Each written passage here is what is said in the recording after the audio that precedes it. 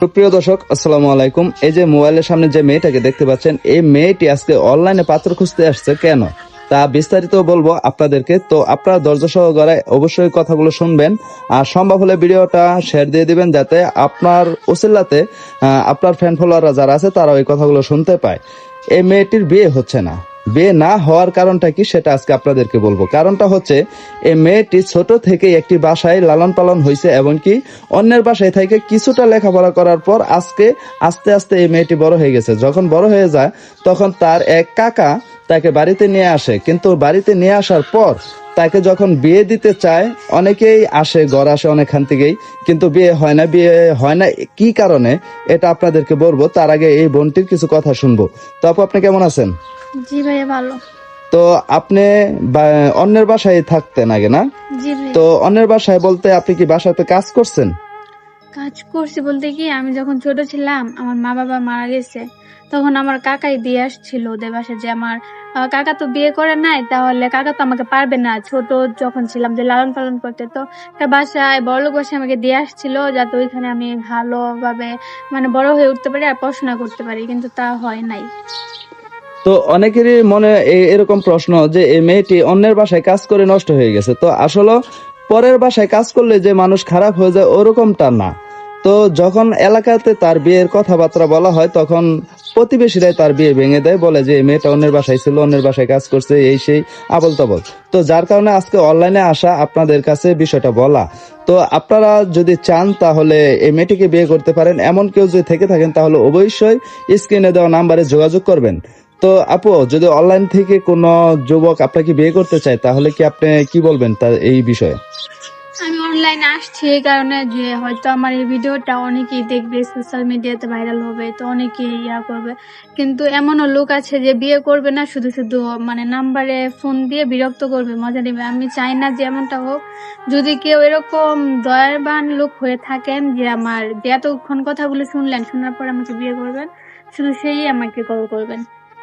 তো প্রিয় দর্শক, আপনাদেরকে একটি রিকোয়েস্টই করব, এই ভিডিওটা বেশি বেশি করে শেয়ার করে দিবেন, যাতে এই বোনটির মনের আশা পূরণ হয়। তো আপনি যে বাসায় কাজ করছেন, তো বাসায় কাজ করছেন, ওখানে কি আপনাকে কোনো পেমেন্ট দেওয়া হতো, মানে কোনো বেতন দেওয়া হতো? না, আমাকে কোনো পেমেন্ট দেওয়া হতো না। আচ্ছা।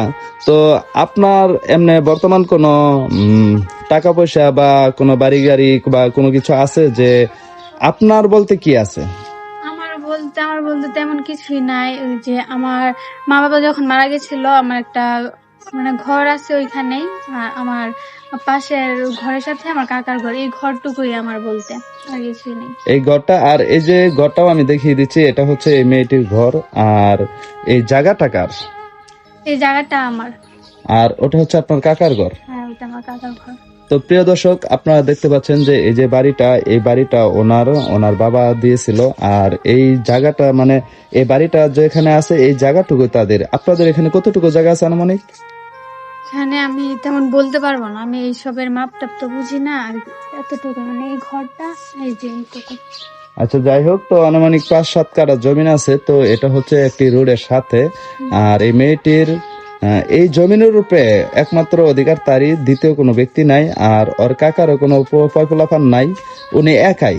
তো যেহেতু ওনার কাকারও পয়পোলাফান নাই, বর্তমান আইন অনুযায়ী কিন্তু ওর কাকার, ওর বাবার যে সম্পদটা আছে, এটার মালিক উনি নিজেই।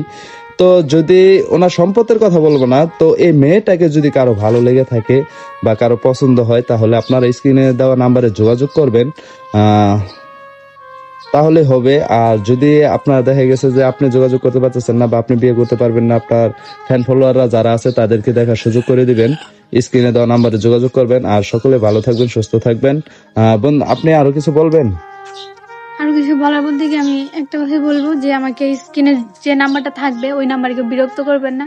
আর আমি এমন একজন লোক চাই, কোনো টাকা পয়সা দরকার নাই, তেমন শিক্ষিত দরকার নাই, একজন মানে স্বাভাবিক মানুষ হলেই চলবে, ভালো এবং সৎ। তো প্রিয় দর্শক, এই বোনটির কথা শুনলেন, সকলে ভালো থাকবেন, সুস্থ থাকবেন। এই ভিডিওটা যতটুকু পারেন আপনারা শেয়ার দিয়ে পাশে থাকবেন, সহযোগিতা করবেন। ধন্যবাদ সকলকে।